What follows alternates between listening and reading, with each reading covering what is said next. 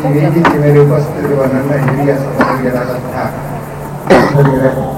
ಮತ್ತು ಈ ಜಿಲ್ಲೆಯ ಜಿಲ್ಲಾಧಿಕಾರಿಗಳಾದಂಥ ಸೈಯದ್ ಜಮೀದ್ ಪಾಷಾ ಜೀರ್ವೆ ಮತ್ತು ಅನ್ಯ ಅತಿಥಿಗಳೇ ಮತ್ತು ಕರ್ನಾಟಕ, ಆಂಧ್ರ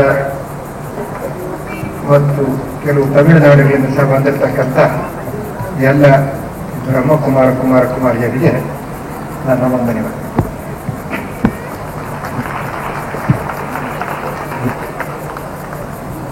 ಈ ಒಂದು ಶುಭ ಸಮಾರಂಭದ ದಿವಸ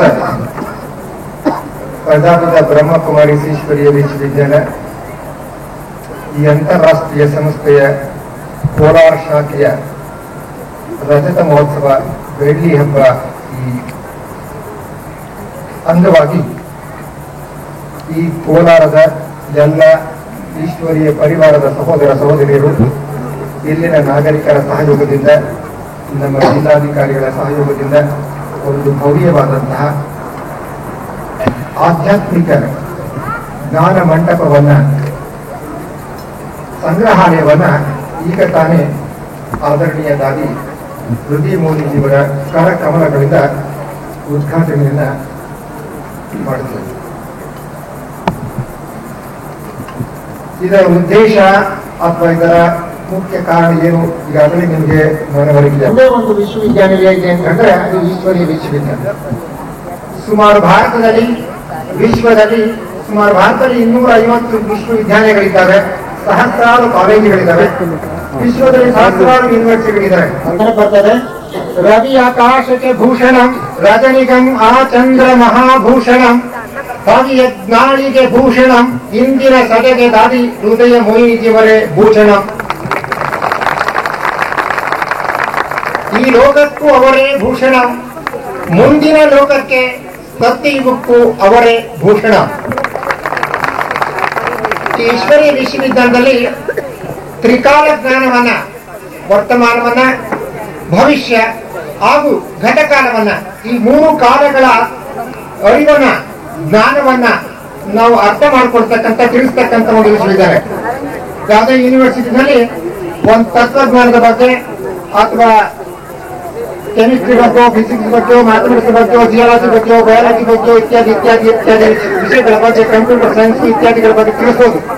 ಆದ್ರೆ ಈ ಇತಿಹಾಸದ ಆತ್ಮ ಹೇಗೆ ಸೃಷ್ಟಿಯಲ್ಲಿಗೆ ಸತ್ಯ ತ್ರೇತ ದ್ವಾಪರ ಕಲಿಗಳಿಂದ ಚಲನೆ ಮಾಡಿಕೊಂಡು ಬಂದು ತನ್ನನ್ನು ತಾನು ಮರ್ತ್ಕೊಳ್ತಾನೆ, ತನ್ನ ಸ್ಮೃತಿಯನ್ನು ಮರ್ತ್ಕೊಳ್ತಾನೆ, ದೇಹದ ಅಭಿಮಾನದಲ್ಲಿ ಬರ್ತಾನೆ, ತನ್ನ ಭವಿಷ್ಯವನ್ನು ಮರ್ತ್ಕೊಳ್ತಾನೆ, ಮತ್ತು ಪುನಃ ಭವಿಷ್ಯದ ಸ್ಮೃತಿಯನ್ನು ಮಾಡಿಸ್ಕೊಡ್ತಕ್ಕಂಥ, ಭವಿಷ್ಯದ ಸ್ಮೃತಿಯನ್ನು ರೂಪಕ್ಕೆ ಮಾಡ್ತಕ್ಕಂಥ ಜ್ಞಾನ, ಯೋಗ ಮತ್ತು ಶಕ್ತಿಗಳನ್ನು ರೂಪಿಸ್ತಕ್ಕಂಥ ಒಂದು ಅರಿವನ್ನು ಮಾಡಿಸ್ಕೊಡ್ತಕ್ಕಂಥ ಏಕಮಾತ್ರ ವಿದ್ಯಾಲಯ ಅಂತ ಒಂದು ಈಶ್ವರೀಯ ವಿಶ್ವವಿದ್ಯಾಲಯ ಇವತ್ತು ಭಾರತದಲ್ಲದೆ ಸುಮಾರು 73 ರಾಷ್ಟ್ರಗಳಲ್ಲಿ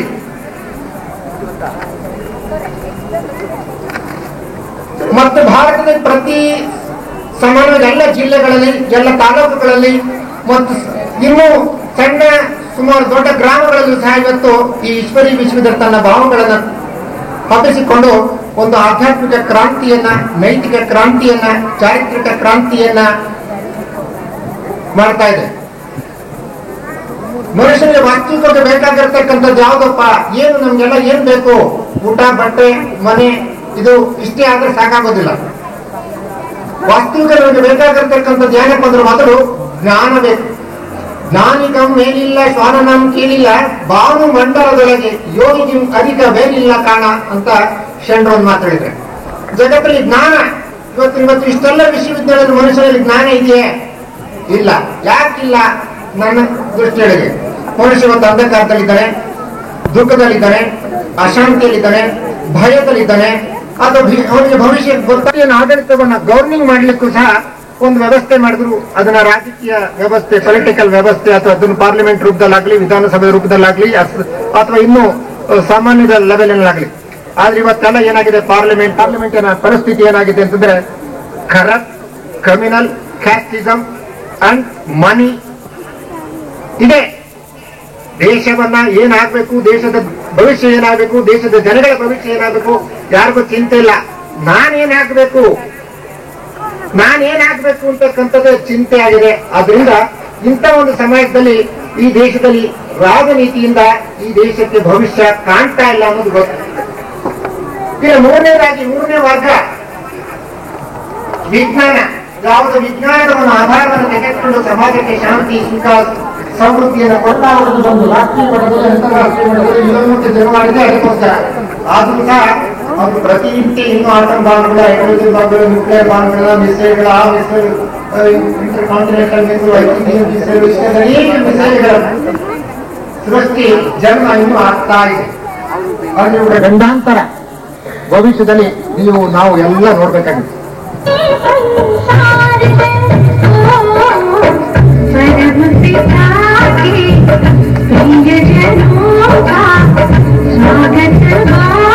आकर ओके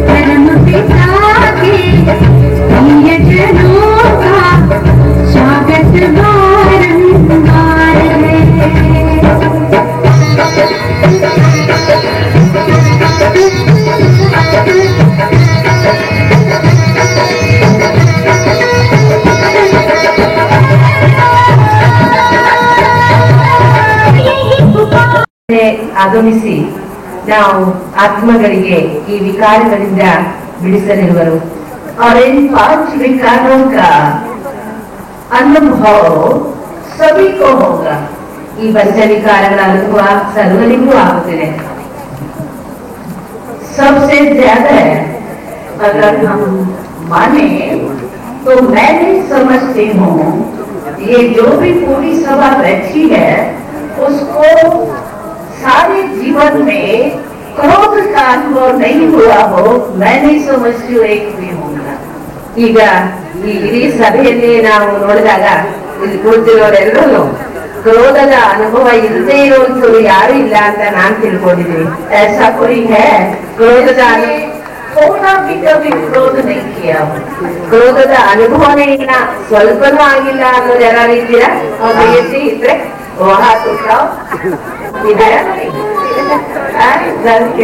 ಇದ್ರೆ ಎತ್ತಿ ಯಾರ? तो क्रोध विकार है. विकार माना बिगड़ा हुआ रूप. क्रोध विकारी रूप ಅದು ಹಾಳು ಮಾಡಿದಂತ ರೂಪ. अभी क्रोध है क्या? क्रोध होता किससे है? जीव से. मन में पहले संकल्प उठता होगा, नारिगे ಇಲ್ಲ प्रैक्टिकल रूपದಲ್ಲಿ ಬರುತ್ತೆ. तो जीव कितनी है छोटी? आप सोचो, जीव तो 2.5 इंच की है और मनुष्य कितना बड़ा है? नारिगे 2.5 इंच इದ್ದಾದ್ರೆ मनुष्य ಎಷ್ಟು ದೊಡ್ಡವನು? 5-6 फुट का मनुष्य और 2.5 इंच की जीव, उसको कंट्रोल नहीं कर सकते. 6 ಅಡಿ ಮನುಷ್ಯ 2.5 ಇಂಚಿನ ನಾಲಿಗೆಯನ್ನ ನಿಯಂತ್ರಿಸಲಿಕ್ಕೆ ಆಗ್ತಾ ಇಲ್ಲ. तो इसका कारण क्या है? इसका कारण ये क्योंकि आजकल मनुष्य आत्माओं में शक्ति नहीं है, कमजोर हो गई. ಏಕೆಂದರೆ ಇಂದಿನ ವರ್ತಮಾನ ಸಮಯದಲ್ಲಿ ಮನುಷ್ಯ ಆತ್ಮರಲ್ಲಿ ಶಕ್ತಿ ಇಲ್ಲ, ನಿರ್ಭರರಾಗ್ಬಿಟ್ಟಿದ್ದಾರೆ, ನಿಶಕ್ತರಾಗಿದ್ದಾರೆ. हमको अनुभव है, इन 65 सालों के अनुभव में हमने देखा है जिस समय कोई को भी क्रोध आता है ना तो उस समय खुद भी पश्चाताप करता है. क्रोध है आग, तो आग खुद को भी जलाती है और दूसरे को भी जलाती है. ನನಗೆ ಅನುಭವ ಇದೆ. 65 ವರ್ಷಗಳಿಂದ ಪ್ರತಿಯೊಬ್ಬರ ಒಂದು ಅನುಭವ ನೋಡ್ತಾ ಇದ್ದೀನಿ. ಕ್ರೋಧ ಸ್ವಯಂವನ್ನು ಸುಡುತ್ತೆ, अन्यರನ್ನು ಸುಡುತ್ತೆ. थोड़ा अनुभव करना चाहिए, लेकिन अभी जो मेरे सामने बात आई ना वो इतनी बड़ी थी जो क्रोध के बिना हो ही नहीं सकता. ಹೇಳ್ತಾರೆ ಕಾರಣ ಏನಂತ, ಮೊದಲು ನಮ್ಮ ಜೀವನದಲ್ಲಿ ಸಣ್ಣ ಪುಟ್ಟ ಪರಿಸ್ಥಿತಿಗಳು ಬಂತು, ಅದನ್ನ ನಿಯಂತ್ರಿಸ್ತಾ ಇದ್ವಿ. ಆದ್ರೆ ಈ ವರ್ತಮಾನ ಸಮಯದಲ್ಲಿ ಬಹಳ ದೊಡ್ಡ ದೊಡ್ಡ ಪರಿಸ್ಥಿತಿಗಳು ಬರೋದ್ರಿಂದ ಕ್ರೋಧನೂ ಕೂಡ ಬಂದ್ಬಿಡುತ್ತೆ. लेकिन अगर हम अपने आप को आत्मा समझे, क्योंकि शरीर जो है वो मेरा है. कभी भी कोई नहीं कहता है कि मैं हाथ में दर्द हूँ, मेरे हाथ में दर्द है, मेरे सिर में दर्द है, मैं सिर में दर्द कोई नहीं कहता है. ಆದ್ರೆ ಸ್ವಯಂ ನನ್ನ ಆತ್ಮ ಎಂದು ತಿಳಿಯಬೇಕು. ಆದ್ರೆ ಕೆಲವೊಮ್ಮೆ ನಾವೆಲ್ಲ ಹೇಳ್ತೀವಿ ನನ್ನ ತಲೆನೋವು ಅಂತ ಹೇಳ್ತೀವಿ ವಿನಃ ನಾನೇ ತಲೆನೋವು, ನಾನೇ ಕೈ ನೋವು ಅಂತ ಹೇಳಲ್ಲ. ನನ್ನ ಕೈ ನೋವು, ನನ್ನ ತಲೆನೋವು ಈ ರೀತಿ ಪ್ರಯೋಗ ಮಾಡ್ತೇವೆ. तो जब शरीर मेरा है तो मैं उससे अलग हूँगा. ಶರೀರ ಬೇರೆ ನಂದು ಅಂದ್ಮೇಲೆ ನಾನು ಅದರಿಂದ ಭಿನ್ನ ಆದ್me. तो मैं कौन? ಅಂದ್ರೆ ನಾನು ಯಾರು? अगर किसी से भी पूछेंगे बहन जी आप कौन हो या भाई जी आप कौन हो तो क्या सुनाएंगे? अपना लंबा चौड़ा ऑक्यूपेशन, मैं ये हूँ, मैं ये हूँ, मैं ये हूँ, मैं ये हूँ, यही सुनाएंगे. लेकिन ये ऑक्यूपेशन शरीर का है, मेरा नहीं है, मेरे शरीर का है, लेकिन मैं उसका मालिक अलग हूँ. ಆದ್ರೆ ಯಾರನ್ನೇ ಪ್ರಶ್ನಿಸಿದ್ರೆ ನೀವು ಯಾರು ಅಂತ ಅಣ್ಣಂದಿರ್ಗೋ ಅಕ್ಕಂದಿರ್ಗೋ ಅವರು ತಮ್ಮದೇ ಆದಂತ ಉದ್ದ ಆಕ್ಯುಪೇಷನ್, ಬಿರುದುಗಳು, ಸ್ಥಾನಮಾನಗಳ ಬಗ್ಗೆನೇ ಹೇಳ್ಕೊಳ್ತಾ ಇರ್ತಾರೆ. और सदा ही जहाँ मैं मेरा शब्द कहती हूँ वहाँ मैं उसकी मालिक हूँ। ಎಲ್ಲಿ ನಂದು ಅನ್ನೋ ಶಬ್ದನ ಪ್ರಯೋಗ ಮಾಡ್ತೇವೆ ಅಲ್ಲಿ ನಾವು ಆ ವಸ್ತುವಿಗೆ ಮಾಲೀಕರಾಗಿದ್ದೇವೆ. और सारा दिन आप ये दो शब्द एक मैं दूसरा मेरा कितने बारी यूज करते हो? ಇಡೀ ದಿನದಲ್ಲಿ ತಾವು ಒಂದು ನಾನು ಎರಡನೇದು ನನ್ನದು ಎಂಬ ಶಬ್ದಗಳನ್ನ ಎಷ್ಟು ಬಾರಿ ಪ್ರಯೋಗ ಮಾಡ್ತೀರಾ? लेकिन कभी सोचा कि मेरा मेरा कहने वाले मैं कौन? ಆದ್ರೆ ಯಾವಾಗಾದ್ರೂ ಯೋಚನೆ ಮಾಡಿದ್ರ ನಂದು ನಂದು ಅಂತ ಹೇಳೋ ಅಂತವ್ರು ಯಾರು ಅಂತ? तो यही एक छोटी सी गलती हो गई है जो हम अपने आप को ही भूल गए हैं। ಈ ಒಂದು ಸಣ್ಣ ತಪ್ಪಿನಿಂದ ನಮ್ಮನ್ನ ನಾವೇ ಮರೆತಿದ್ದೇವೆ. तो वास्तव में क्या है कि इस शरीर के अंदर जो मैं आत्मा हूँ उस मैं को भूलने के कारण ही ये बॉडी कॉन्शियस देह भान में आने के कारण ही ये विकारों ने प्रवेश किया। ನಾನು ಯಾರು ಅನ್ನೋದು ವಸ್ತುವಿಗೂ ಮರ್ತಿರೋ ಕಾರಣ ಈ ದೇಹ ಬಾನದಲ್ಲಿ ಬಂದಿರುವ ಕಾರಣದಿಂದಲೇ ಈ ವಿಕಾರಗಳಿಗೆ ವಶರಾಗಿದ್ದೇವೆ. अगर हम इस गलती को ठीक कर दें कि मैं आत्मा हूँ और ये शरीर मेरा है, मन भी मेरा है। हम कहते हैं ना आज मेरा मन बड़ा उदास है, आज मेरा मन बहुत खुश है। जब मन मेरा है तो मन को मैं कंट्रोल नहीं कर सकती। ಕೇವಲ ಕರ್ಮೇಂದ್ರಿಯಗಳು ಮಾತ್ರ ನನ್ನದಲ್ಲ, ಸೂಕ್ಷ್ಮ ಇಂದ್ರಿಯಗಳಾದ ಮನಸ್ಸು ಕೂಡ ನಂದೇ ಆಗಿದೆ. ಅದನ್ನ ನಾನು ನಿಯಂತ್ರಿಸಲಿಕ್ಕೆ ಸಾಧ್ಯ ಇಲ್ವೇ? लेकिन अगर मालिक पावरफुल नहीं हो तो सर्वेंट क्या करता है? सर्वेंट मालिक बन जाता है और मालिक सर्वेंट बन जाता है। ಮನಸ್ಸಿಗೂ ಮಾಲೀಕ ಆತ್ಮನೇ ಆಗಿದ್ದಾನೆ. ಆದ್ರೆ ಮಾಲೀಕ ನಿಯಂತ್ರಣ ಮಾಡಲಿಕ್ಕೆ ಆಗದೆ ಇದ್ದಾಗ ಸರ್ವೆಂಟ್ ಯಾರಿದ್ದಾನೆ ಅವನೇ ಮಾಲೀಕ ಆಗ್ಬಿಡ್ತಾನೆ. कोई भी विकार जब आता है, कोई भी में प्रवेश होता है विकार, उसका कारण बॉडी कॉन्शियस होता है, देह भान। ಅದರಿಂದ ನೀವು ಯೋಚಿಸಿ, ಯಾವುದೇ ವಿಕಾರಿ ಗುಣಗಳು ಬರುವುದಕ್ಕೆ ಕಾರಣ ದೇಹ ಬಾನವಾಗಿದೆ. और दूसरी सभी भाई बहन एक कंप्लेन भी करते हैं, कहते हैं बहन जी परमात्मा को याद करनी बहुत चाहती है लेकिन मन ही नहीं लगता है, मन घूमता रहता है, चाहते हुए भी परमात्मा याद नहीं आ सकता है। क्यों? ಅನೇಕ ಸಹೋದರ ಸಹೋದರಿಯರು ದೂರನ ಹೇಳ್ತಾರೆ, ನಮ್ಗೆ ಪರಮಾತ್ಮನ ಸ್ಮರಣೆ ಮಾಡಬೇಕು ಅಂತ ಇಷ್ಟ ಇದೆ, ಆದ್ರೆ ಮನಸ್ಸು ನಿಲ್ತಾ ಇಲ್ಲ. ಅದಕ್ಕೆ ಕಾರಣ ಏನು? क्यों नहीं मन करता है?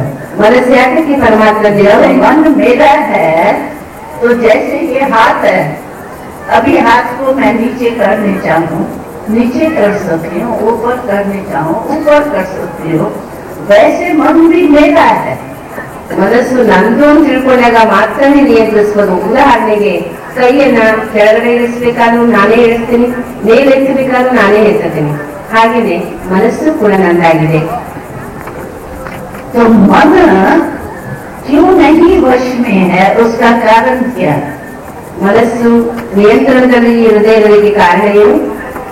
क्योंकि आत्मा जो मालिक है मन की, वो अपने को आत्मा समझते ही नहीं है, शरीर समझते। ಏಕೆಂದರೆ ದೇಹದಲ್ಲಿರುವ ಚೇತನ ಶಕ್ತಿ ಆತ್ಮ ಮನಸ್ಸಿನ ಮಾಲೀಕ ಆಗಿದೆ. ಆದ್ರೆ ತನ್ನನ್ನು ತಾನು ಆತ್ಮ ಎಂದು ತಿಳಿದೇ ಇರೋ ಕಾರಣ ಮನಸ್ಸನ್ನು ನಿಯಂತ್ರಿಸಿದ. तो आप सभी जो भी आज आए हैं वो एक बात जरूर पक्का करो कि मैं हूँ आत्मा, शरीर नहीं। शरीर तो आत्मा आदर्श है, इस द्वारा आत्मा अपना नहीं कराती। ಅವೆಲ್ಲ ಇಲ್ಲಿ ನೆರೆದಿದ್ದೀರಿ, ಅವರೆಲ್ಲ ಒಂದೇ ಒಂದು ಪಾಠವನ್ನ ಪರಿಪಕ್ವ ಮಾಡ್ಕೊಳ್ಳಿ. ನಾನು ಇರವಲ್ಲ, ನನ್ನಲ್ಲಿರುವ ಚೇತನ ಶಕ್ತಿ ಆಗ್ತೀನಿ, ಕರ್ಮೇಂದ್ರಿಯಗಳಾಗಿದೆ, ಶರೀರದ ವಿಭಜನೆಗಳಾಗಿದೆ. और अध्यात्मकता इसी को ही कहा जाता है। अध्यात्मकता कोई बड़ी चीज नहीं है, यह मैं कौन हूँ को जानना, और मैं कौन इसको जानने के बाद मुझे क्या करना चाहिए, क्या करना चाहिए, इसी को ही अध्यात्म कहा जाता है। ಆಧ್ಯಾತ್ಮಿಕತೆ ಅಂದ್ರೆ ನಾನು ಯಾರು ಎಲ್ಲಿಯೋದು, ನಾನು ಯಾರು ಎಂದು ಯಾರು ಹೇಳಲು ತಮ್ಮನ್ನ ತಾವು ಅರಿಯುವುದೇ ಆಧ್ಯಾತ್ಮಿಕತೆ ಅಲ್ವಾ? जानना चाहिए, ತಿಳಿದಿದ್ದು ತಾನೆ? जानना चाहिए माता, ಉತ್ತರ ಕೊಡಿ ಮಾತಾಡಿದ್ರು. चाहिए तो अभी जानो। ಈಗ ನೀವು ಅರ್ಥ ಮಾಡ್ಕೊಳ್ಳಿ.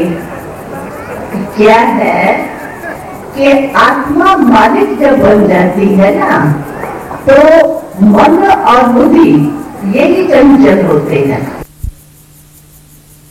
आज में हम इस ईश्वरी विश्वविद्यालय के स्टूडेंट्स है जो रेगुलर स्टडी करते हैं, जो अपने कार्य प्रवृत्ति में भी रहते हैं, बिजनेसमैन भी है, इंडस्ट्रियल भी है और दफ्तर में काम करने वाले भी है, एमपी भी है, मिनिस्टर भी है, जो भी है सभी प्रकार के वो सभी आते हैं।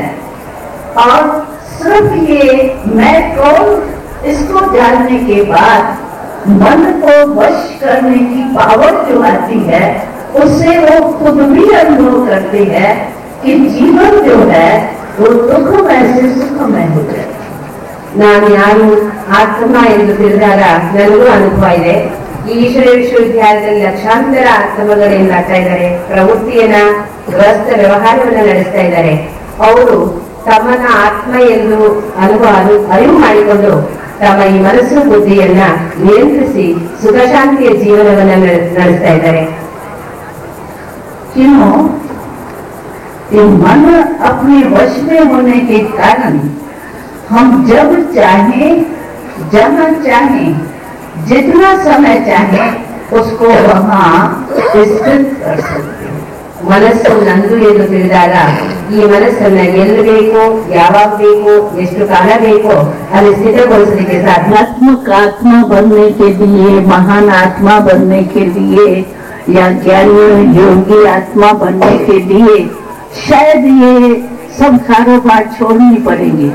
कारोबार करते हुए नहीं हो सकता है, लेकिन हम आपको भारत कोई कहते हैं परम पिता परमात्मा और कोई कहते हैं अपने अपने भाषा में पिता, सब मानते हैं परमात्मा को।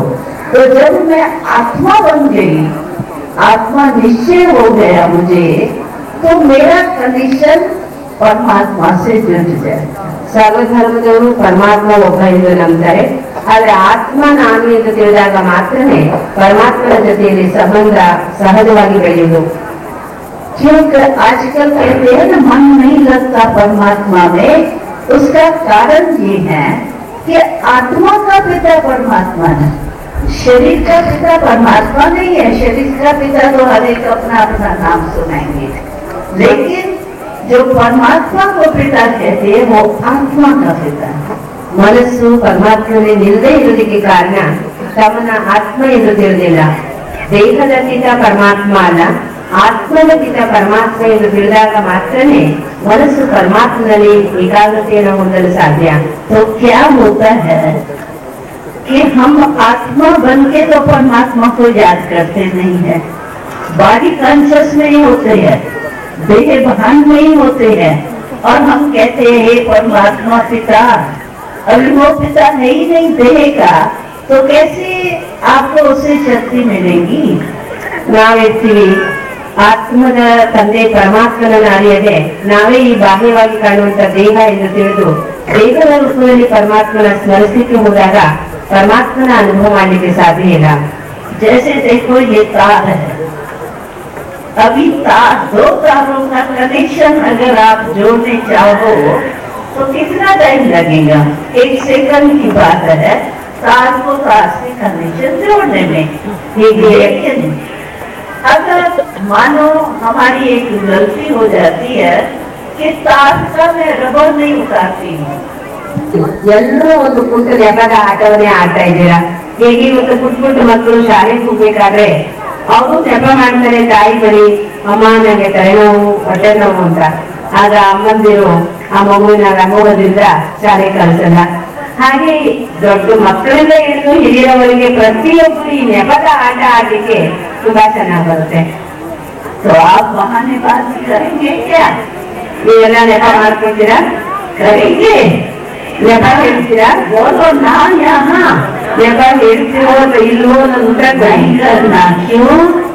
कि हम आपको खुशखबरी सुनाते हैं तो ये जो समय चल रहा है ना, एक तरफ अति भ्रष्टाचार है। अब भ्रष्टाचार तो बढ़ना ही है। हमको याद है हम दिल्ली में आए थे 52 में, और तभी ये नारे लगते थे महंगाई हटाओ महंगाई हटाओ। तो हम कहते थे महंगाई हटनी तो है ही नहीं, कलयुग कोर्स में जा रहा है तो महंगाई हटेगी या बढ़ेगी? अभी 52 वर्ष की महंगाई और आज की महंगाई में कितना अंतर है? ದಾರಿಸಿ ಹೇಳ್ತಾ ಇದ್ದಾರೆ. ನಾನು ದೆಹಲಿ ಒಳಗೂ ನೋಡ್ತೀನಿ, 52ನೇ ಇಸ್ವಿಯಿಂದ ಎಲ್ಲರೂ ಒಂದು ಅಭಾವದ ಬಗ್ಗೆ ಘೋಷಣೆ ಮಾಡ್ತಾರೆ, ಅಭಾವನ ದೂರ ಮಾಡಿ ಅಂತ. ಯೋಚನೆ ಏನಕ್ಕೆ ಅಂದ್ರೆ ಎಷ್ಟೋ ಜನ ಅವರವರ ಪಂಥಗಳನ್ನೇ ಬೆಳೆಸ್ಕೊಂಡಿದ್ದಾರೆ, ತಮ್ಮದೇ ಸರಿ ಅಂತ ಹೇಳ್ತಾರೆ. ಅದರ ಹಿಂದೆ ಇದ್ದಂತಹ ಫಾಲೋವರ್ಸ್ ಅಂತ ಏನು ಹೇಳ್ತೇವಲ್ಲ, ಆ ಫಾಲೋವರ್ಸ್ ತಂದೆ ಸರಿ ಅಂತ ಹೇಳ್ಕೊಂಡು ನನ್ನ ಪಂಥ ಅಥವಾ ನಾನು ಹೇಳುವಂತ ಒಂದು ದಾರಿ ಇದೇ ಸರಿ, ಬೇರೆಯವರು ಹೇಳೋದು ತಪ್ಪು ಅನ್ನೋದನ್ನ ಹೇಳ್ತಾರೆ. ಅದೇ ಪ್ರಕಾರ ಇವರು ಕೂಡ ಆ ಒಂದು ಹಾದಿಯಲ್ಲಿ ಇದ್ದಾರೆ. ಹಾಗಾಗಿ ಇಲ್ಲಿ ನಾವು ದೇವರನ್ನೇ ತೋರಿಸ್ತೇವೆ ಅಥವಾ ಇಲ್ಲಿಯ ವಾಣಿ ಏನಿದೆ ಇದು ಆ ಭಗವಂತನಿಂದಲೇ, ಆ ಒಂದು ಈಶ್ವರನ ಮುಖದಿಂದಲೇ ಬರುತ್ತೆ ಅಂತ ಹೇಳ್ತಾರೆ ಅಂತ ನಾನು ಮೊದಲು ಒಂದು ಭಾವನೆ ಇತ್ತು. ಆದ್ರೂ ಸಹಿತ ಯಾವುದನ್ನಾದ್ರೂ ಪರೀಕ್ಷೆ ಮಾಡಿ ನನ್ನ ಮಟ್ಟಿಗೆ ಅದು ಎಷ್ಟು ಮಟ್ಟಿಗೆ ಸರಿ ಅಥವಾ ಎಷ್ಟು ಮಟ್ಟಿಗೆ ಅಲ್ಲ ಅನ್ನೋದನ್ನ ತಿಳ್ಕೊಳ್ಳದೆ ಬೇರೆಯವರ ಬಗ್ಗೆ ಒಂದು ಸರಿ ತಪ್ಪನ್ನ ಹೇಳುವಂತ ಒಂದು ಗುಣ ಅಥವಾ ವಿಚಾರ ನನ್ನಲ್ಲಿ ಇಲ್ಲ. ಹಾಗಾಗಿ ಬೇರೆ ಬೇರೆ ಒಂದು ಮಹಾಪುರ ಆಮೇಲೆ ಪಂಥಗಳ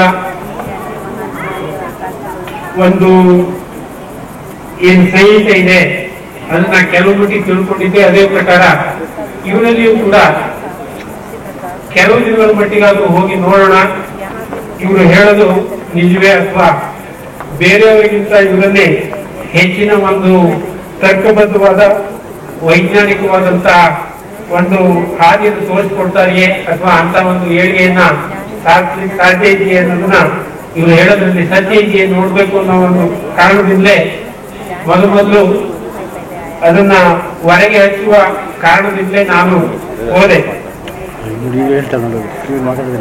ಹೋದ ಕೆಲವೇ ದಿನಗಳಲ್ಲಿ ನನಗೆ ಬೇರೆ ಎಲ್ಲ ಒಂದು ಹಾದಿಗಳಿಗಿಂತ ಇವರು ತೋರಿಸಿದಂತ ಒಂದು ಈ ಧ್ಯಾನದ ಹಾದಿ ಏನಿದೆಯಲ್ಲ ಇದು ಬಹಳ ಮುಖ್ಯವಾಗಿ ಮತ್ತು ಬಹಳ ಉನ್ನತವಾಗಿ ಕಂಡು ಬಂತು. ಆಮೇಲೆ ಬಹಳ ಶ್ರದ್ಧೆಯಿಂದ ಅಲ್ಲಿಯ ಎಂಥ ಒಂದು ಸಣ್ಣ ಮನುಷ್ಯನಿಂದ ಹಿಡಿದು, ಸಣ್ಣ ಮನುಷ್ಯ ಅಂದ್ರೆ ಏನು ಅಜ್ಞಾನಿ ಅಂತ ಹೇಳ್ಬೋದು ಅಥವಾ ತಿಳುವಳಿಕೆ ಇಲ್ಲದವನು ಅಥವಾ ಹಳ್ಳಿಯವರು ಅಂತ ಹೇಳ್ಬೋದು, ಅವನಿಂದ ಹಿಡಿದು ಎಂಥ ಒಂದು ಬುದ್ಧಿವಂತ ಅಂತ ಏನ್ ಹೇಳ್ಕೊಳ್ತಾನೋ ಅವನವರಿಗೂ ಸಹಿತ ಅಲ್ಲಿ ಕೊಡುವಂತ ಒಂದು ಪಾಠ ಏನಿದೆ ಅದು ಸಾಕಷ್ಟು ಅಭ್ಯಾಸಕ್ಕೆ ಒಂದು ಹಾದಿಯನ್ನ ತೋರಿಸುತ್ತೆ. ಹಾಗಾಗಿ ಈ ಒಂದು ವಾಣಿ ಏನಿದೆ ಕೇವಲ ಸಣ್ಣ ಮನುಷ್ಯನಿಂದ ಹಿಡಿದು ಅತಿ ಬುದ್ಧಿವಂತನವರೆಗೆ ಅವನು ಹೇಗೆ ವಿಚಾರ ಮಾಡ್ತಾನೋ ಆ ಒಂದು ವಿಚಾರಕ್ಕೆ ತಕ್ಕಂತೆ ಅವನಿಗೆ ಒಂದು ಪ್ರತಿಫಲವನ್ನ ಅದು ಕೊಡುತ್ತದೆ. ಹಾಗಾಗಿ ಇಂಥ ಒಂದು ಶಕ್ತಿ ಇದ್ದಂತಹ ಲೆಸನ್ಸ್ ಏನಿದೆ ಬೇರೆ ಯಾವುದರಲ್ಲಿಯೂ ನನಗೆ ಕಂಡು ಬಂದಿಲ್ಲ. ಅಥವಾ ಇನ್ನು ಕೆಲವನ್ನು ಓದಿದ್ರೆ ಅದು ಕೆಲವರು ತಮ್ಮ ಮಟ್ಟಕ್ಕೆ ಅದು ಸಾಲದು, ಇದು ಈಗಾಗಲೇ ಇದು ನಾವು ಓದಿ ಮುಗಿಸ್ಬಿಟ್ಟಿದ್ದೇವೆ ಅಥವಾ ಇದಕ್ಕೂ ಹೆಚ್ಚಿನ ಮಟ್ಟದಲ್ಲಿ ನಾವು ಇದ್ದೇವೆ ಅಂತ ಅವರು ಹೇಳುವರು. ಆದ್ರೆ ಇಲ್ಲಿಯ ವಾಣಿ ಏನಿದೆ ಇದನ್ನ ಕೇಳಿದಾಗ ಕೇವಲ ಸಣ್ಣವನಿಂದ ಹಿಡಿದು ದೊಡ್ಡವನು ಕೂಡ ಅವನಿಗೆ ಬೇಕಾದಂತಹ ಒಂದು ಪಾಠ ಅಥವಾ ಅವನಿಗೆ ಬೇಕಾದಂತಹ ಒಂದು ವಿಷಯ ಅದರಲ್ಲಿ ಸಿಗುತ್ತೆ. ಆಮೇಲೆ ಇದರಲ್ಲಿ ಮುಖ್ಯವಾಗಿ ನನಗೆ ಕಂಡಿದ್ದು ಅಂದ್ರೆ ಇಲ್ಲಿಯ ಅಕ್ಕಂದಿರ ಒಂದು ತ್ಯಾಗ ಮನೋಭಾವನೆ, ಆಮೇಲೆ ಅವರಿಗೆ ಇನ್ನೊಬ್ಬರ ಆತ್ಮೋನ್ನತಿಯಲ್ಲಿ ಇದ್ದಂತಹ ಒಂದು ಕಳಕಳಿ. ಅಲ್ಲಿ ಅಕ್ಕಂದಿರ ಒಂದು ಕಳಕಳಿ ಎಷ್ಟಿರುತ್ತೆ ಅಂದ್ರೆ, ನೀವು ಇನ್ನೇನನ್ನು ಕೊಡೋದು ಬೇಡ, ಕೇವಲ ನಿಮ್ಮ ಒಂದು ಉನ್ನತಿ ಆಗುತ್ತೆ ಅಂದ್ರೆ ಅಷ್ಟೊಂದು ಸಂತೋಷ ಪಟ್ಟುಕೊಳ್ಳುವಂಥದ್ದು ನಮ್ಮ ಹತ್ತಿರದ ಸಂಬಂಧಿಕರು ಕೂಡ ಇಲ್ಲ. ಹಾಗಾಗಿ ಈ ಒಂದು ವಿಶ್ವವಿದ್ಯಾಲಯದಲ್ಲಿ ನನಗೆ ಕಲಿಯಲಿಕ್ಕೆ ಅಥವಾ ಅಲ್ಲಿಯ ಸ್ಟೂಡೆಂಟ್ ಅಂತ ಹೇಳ್ಕೊಳ್ಳಿಕ್ಕೆ ಹೆಮ್ಮೆ ಆಗುತ್ತೆ. ಓಂ ಶಾಂತಿ. ಇದರ ಲಾಭವನ್ನ ಎಲ್ಲರೂ ಪಡೆಯಲಿ ಅಂತ ನಾನು ಕೇಳ್ಬೋದು.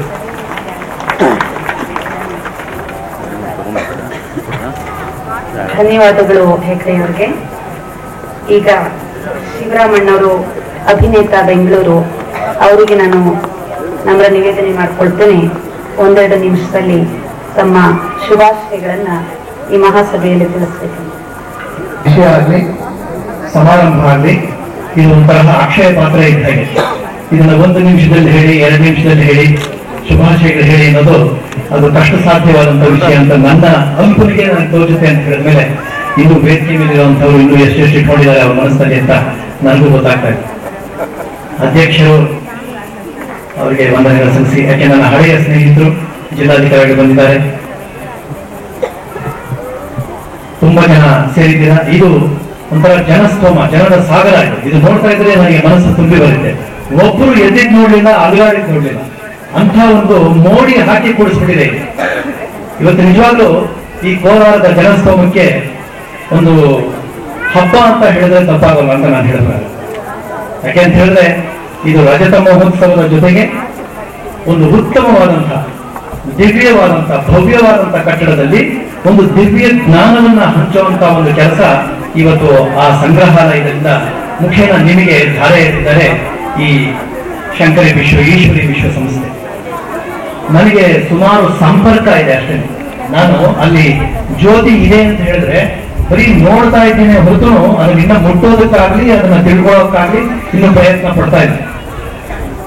ಆದ್ರೆ ಅದನ್ನ ನೋಡ್ತಾ ಇರೋವಾಗಲೇ ನನಗೆ ಒಂದು ಮನಸ್ಸು ಒಂಥರ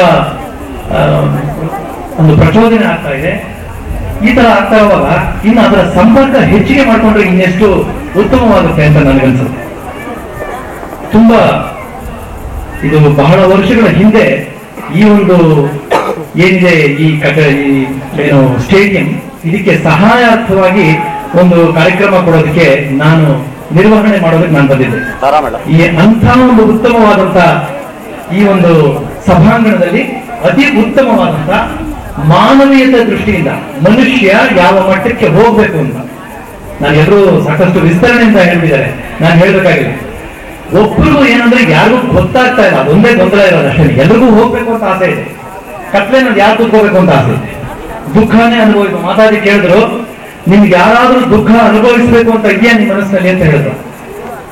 ದುಃಖ ಯಾರಾದ್ರೂ ನೀವು ಬೇಕು ಇದೆ ಅಂತ ನೀವು ಅನ್ಕೊಂಡಿದ್ದೀರಾ ಅಂತ ನಾನು ಹೇಳ್ತೀನಿ, ಇದೆ ಅಂತ ಹೇಳ್ತೀನಿ.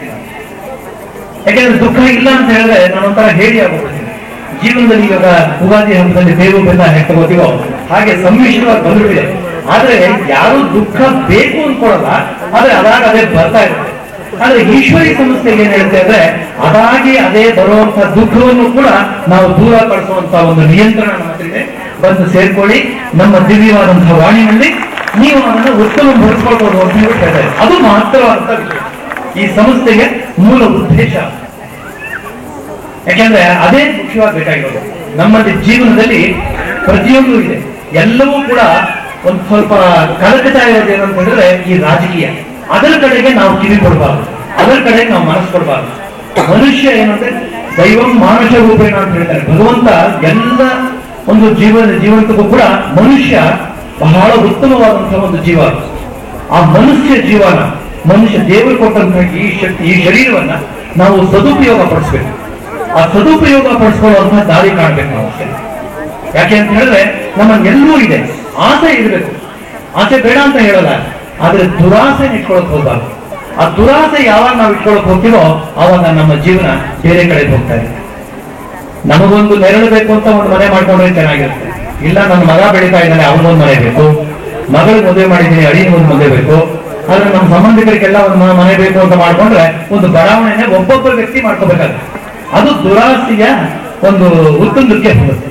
ಅದನ್ನ ನಾವು ಕಲ್ತ್ಕೊಂಡ್ಬಿಟ್ರೆ ಜೀವನ ನಾವು ಅರ್ಥ ಮಾಡ್ಕೊಂಡಾಗ ನನಗೊಂದು ಮನೆ ಇದೆಯಾ ಸಾಕು. ರೋಟಿ ಕಪಡ ಮಕಾನ್ ಅಂತ ಹೇಳ್ತಾರೆ. ರೋಟಿ ತಿನ್ನೋದಕ್ಕೆ ಎಷ್ಟು ಬೇಕೋ ಅಷ್ಟು, ಮಕಾನ್ ಎಷ್ಟು ಬೇಕೋ ಉಳ್ಕೊಳ್ಳೋದಕ್ಕೆ ಎಷ್ಟು ಬೇಕೋ ಅಷ್ಟು, ಬಟ್ಟೆ ಮೈ ಮುಚ್ಕೊಳ್ಳೋಕೆ ಎಷ್ಟು ಬೇಕೋ ಅಷ್ಟು ಬೇಕು. ಇದರೊಳಗೆ ಕಾಸ್ಟ್ಲಿ ಎಷ್ಟು, 100 ರೂಪಾಯಿಂದ ಎಷ್ಟು, 500 ರೂಪಾಯಿಂದ ಎಷ್ಟು, ಅದೇನಿಲ್ಲ. ಅದು ಮೈ ಶರೀರ ಕಾಪಾಡೋದೆ, ಖಾದಿನೂ ಶರೀರ ಕಾಪಾಡೋದೆ. ಆದ್ರೆ ಯಾವ್ದು ಬೇಕು ಅಂತ ಆರಿಸ್ಕೊಳ್ಳೋ ಬುದ್ಧಿನ ನಾವು ಉಪಯೋಗಿಸ್ಕೋಬೇಕು. ಅಂಥ ಒಂದು ಬುದ್ಧಿಶಕ್ತಿನ, ಅದನ್ನ ಈ ದೀಪ ಉಜ್ಜಿ ಬೆಳಗುವಂತ ಶಕ್ತಿನ ಈ ಈಶ್ವರಿ ಸಂಸ್ಥೆ ಮಾಡ್ತಾರೆ. ಈ ತಿಳುವಳಿಕೆ ಕೊಡುವಂತ ಸಂಸ್ಥೆ ಯಾವಪ್ಪ ಅಂತ ಹೇಳಿದ್ರೆ ಈ ಸಂಸ್ಥೆ. ಇದನ್ನ ನಾವು ಸದುಪಯೋಗ ಪಡಿಸ್ಕೋಬೇಕು, ತಿಳ್ಕೊಳ್ಳೋಕೆ ಮಾಡಬೇಕು. ಬೇರೆ ಎಲ್ಲೂ ಯುದ್ಧ ನಡೀತಾ ಇದೆ, ನಮ್ಮ ಶರೀರದಲ್ಲೇ ಯುದ್ಧ ನಡೀತಾ ಇದೆ. ಕಾನ್ಶಿಯಸ್ ಅಂಡ್ ಸಬ್ ಕಾನ್ಶಿಯಸ್ ಅಂತ ಎರಡಿದೆ. ಆ ಕಾನ್ಶಿಯಸ್ ಅನ್ನೋದು ಒಬ್ಬ ಹೀರೋ ಅನ್ಕೊಳ್ಳಿ, ಸಬ್ ಕಾನ್ಶಿಯಸ್ ಅಂತ ಒಬ್ಬ ವಿಲನ್ ಅನ್ಕೊಳ್ಳಿ. ಯಾವಾಗ್ಲೂ ಆ ಹೋರಾಟ ನಡೀತಾ ಇರುತ್ತೆ. ಆದ್ರೆ ಯಾವಾಗ್ಲೂ ನಮ್ಮ ಮನಸ್ಸು ಒಂದು ಓಟ್ ಹಾಕೋದು ಯಾರಿಗೆ ಅಂದ್ರೆ ಆ ವಿಲನ್ಗೆ ಹಾಕ್ತಾರೆ ಹೊರತು ಹೀರೋ ಯಾರು ಹಾಕ್ತಾರೆ. ಹೀರೋಯಿನ್ ಇದ್ರೆ ಬಹಳ ಚೆನ್ನಾಗಿರುತ್ತೆ. ವಿಲನ್ ಇತ್ತು ಅಂತ ಹೇಳಿದ್ರೆ ಆ ಹೀರೋಯಿನ್ ಕೈಯೆಲ್ಲ ಹಿಡ್ಕೋಬಹುದು, ಮಾಡ್ಬೋದು. ಬೇರೆ ಕ್ಯಾರೆಕ್ಟರ್ ಇದ್ರೆ ಏನ್ ಪ್ರಯೋಜನ ಅಂತ ಸಿನಿಮಾ ಚೆನ್ನಾಗಿ ಇರ್ಬೇಕಾದ್ರೆ ಆತರ ಹೇಳ್ತಾರೆ. ಆದ್ರೆ ಅವನು ಎಂಥ ಒಂದು ಕೆಟ್ಟ ಕೆಲಸಕ್ಕೆ ಅವನು ಪಾಲಾಗ್ತಾನೆ, ಅದನ್ನ ಇದು ಮಾಡ್ತಾನೆ ಅಂತ ಯಾರು ಇಲ್ಲ. ಈಗಿನ ಪ್ರಪಂಚ ಹಾಕಾಗೋಗ್ತಿದೆ.